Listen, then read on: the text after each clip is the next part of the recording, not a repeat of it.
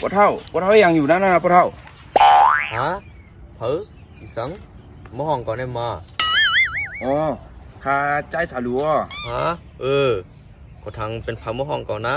ไอ้สาลัวโอ้ข้าได้ยินว่าลูกลุงเฮาในลูกเมืองไทยมาในข้าห้าน่ะ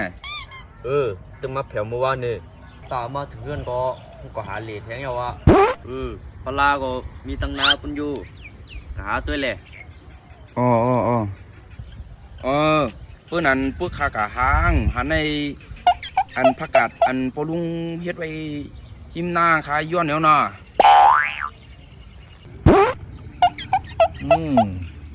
มาบ้านลอกแบบนี้ก็ดีอยู่ไหนไม่เหมือนเมืองไทยเลยอากาศก็ไม่ทนมาที่นี่อากาศแคบเลยก็ได้ยากกันเหือใจถึงไหมน่ะหม้ออ้าวใครเหรอนี่ชาลูใช่ไหม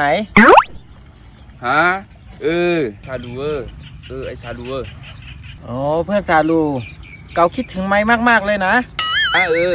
ไม่รักความเต็มเลยฮะฉันไม่ปองใจอ๋อกามไตนี้ฉันไม่ค่อยหมอลาดฉันหมอลาดแต่กามไทยฉันลาดความไทยนายปองใจใช่ไหมปวงก็ปวงเลยเมื่อว่า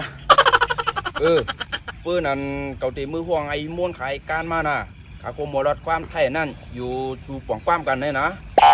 อ๋อไอ้กันกับไอ้มนเหรอฉันก็อยากเจอมันอยู่พอดีฉันใจถึงมันนะเพื่อนนั้น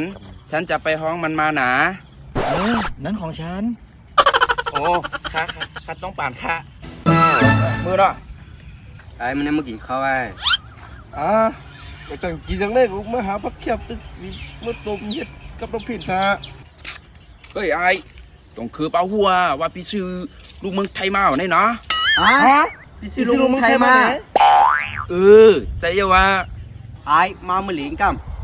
มันอยู่เฮิร์นมันมีเฮิร์นปูนะเมืองนอกไหนเขาทำโฮกันแบบนี้เหรอพี่ซื้อเป็นมือพ่องผมได้แยกกันหึงอยู่ลีกินลงอยู่ลีกินลงอยู่พวกนายล่ะเป็นยังไงบ้างฉันแต่ไม่อยู่ลีกินหลงยาถูกนอกแคปทุกวันเลยเนื้อสักปุดอ่อนฉันยังไม่ได้กินเลยไม่ได้กินลีกินหวานเหมือนเขาเลยเนาะช้างมันเถอะพี่ว่าแต่พี่อยู่เมืองไทยนี้อากาศเป็นไงบ้างสบายดีไหมอากาศเมืองไทยไม่ทนแต่อากาศที่นี่กัดทนนะพี่เขาในโมลัดโตหน่าลุงไงอย่าเดินมาทางนั้นนะมันมีสาเดี๋ยวหมามันจะกัดนายนะมันหือกัดนอนหัวเดียดนั่นนะอะไรนะปล่อยเคี้ยวเขา